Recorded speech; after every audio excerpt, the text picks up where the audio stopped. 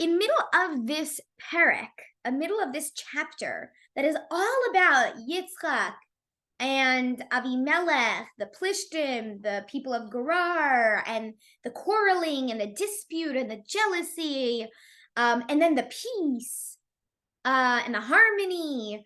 It ends with a just interesting piece of information. Vayehi Eisav ben Arbaim Shana. So Eisav, again, all of a sudden we're talking about Eisav, okay? Eisav is 40 years old. Vayikach Isha. And he took a wife as Yehudis. Her name was Yehudis, which is interesting because you think of Yehudis as to mean Yehudi, Jewish, but she was not. She was Bas Be'eri Hachiti Ves Basmas Bas Elon Hachiti. Okay, so he takes a wife named Yehudis at the age of 40. Rashi has the most fascinating comment on this that I think is so relevant. So relevant. Why 40 years old? Rashi asks. Why all of a sudden at 40 years old does Eisav decide to take a wife?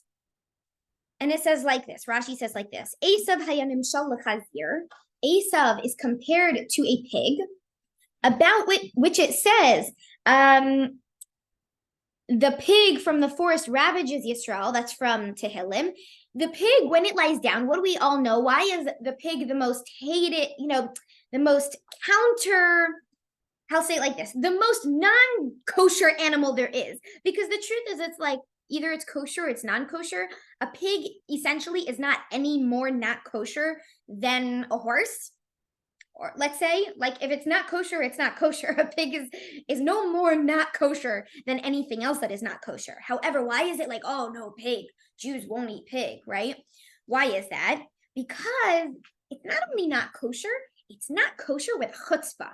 What is it? And this Rashi is bringing this down, but we've many of us may have learned this in the past. The pig, when it lies down, hachazir hazeh keshehu shochev poshet tlafav lomar, it lies down on its back, stretches out its split hooves. It shows off its split hooves as if to say, Re'u sha'ani tahor. See, I'm a pure animal. I'm a kosher animal.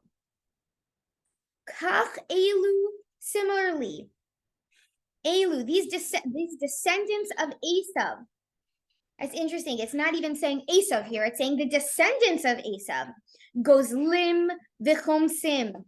They steal, and there's this word again, Hamas from Parshas Noach, chomsim. I keep seeing it all the time in Tehillim, all the time. I did not realize before how often this word is used, Hamas.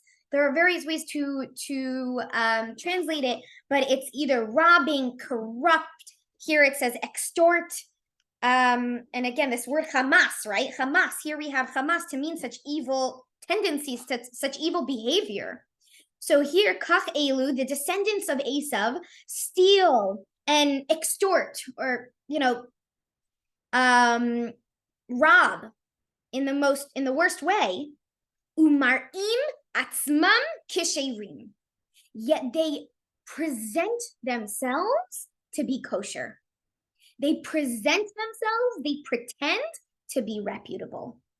So what does this answer our question about Eisav being 40? At 40 years old, Eisav decide for 40 years, Eisav would abduct wives. I'm reading the translation now to not get stuck in the Hebrew, but for 40 years, Eisav would abduct wives from their husbands, married women, and abuse them. Yet when he was 40 years old, he said, oh, well, my father, Yitzchak, got married at 40 years old to Rivka, so I'll do the same. Okay, I'll have a nice chuppah, and I'll marry a Jew. Oh, maybe that's the idea here. Yehudis, a nice Jewish woman. And yet the backwards morality, he's trying to say, look, I'm kosher. I'm getting married at 40 years old, just like my father, when he's been robbing women of their husbands and raping them for 40 years. And I mean, this parallel is just so obvious. I think it hits me the most when Hamas makes an announcement that, oh, we're going to release a hostage for humanitarian reasons. Right. That's the pig. That's exactly what this is saying. Look, I'm kosher. I'm reputable. I'm humanitarian. I believe in human rights. I'm going to give back the hostages. And wait a minute. So you take a snapshot and you look at that, and so many people in the world are fooled. Oh, look, they wanna do something good, right? But if you look at the full picture, wait a minute. For the past 40 years, Eisav was raping women. Look what do you mean? Why are they a hostage to begin with? What did they do on October 7th? Did you forget that? Are you denying that? So this Rashi is really foretelling, in my humble opinion. This is exactly what we deal with today. Again, the descendants of Eisav, and there's a principle in Torah: Eisav soneas Yaakov.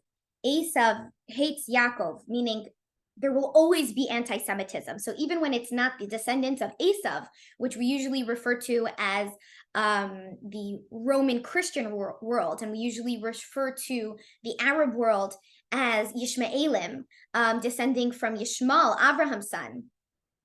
And yet this rule of Eisav soneas Yaakov, that Eisav as a rule hates Yaakov, this anti-Semitism in the world applies to any enemies of the Jewish people. That's how we see it. So the descendants of Eisav do the same thing that Eisav did in this week's parsha, trying to look reputable, trying to appear as kosher, as humanitarian, as and yet really that is so incredibly backwards.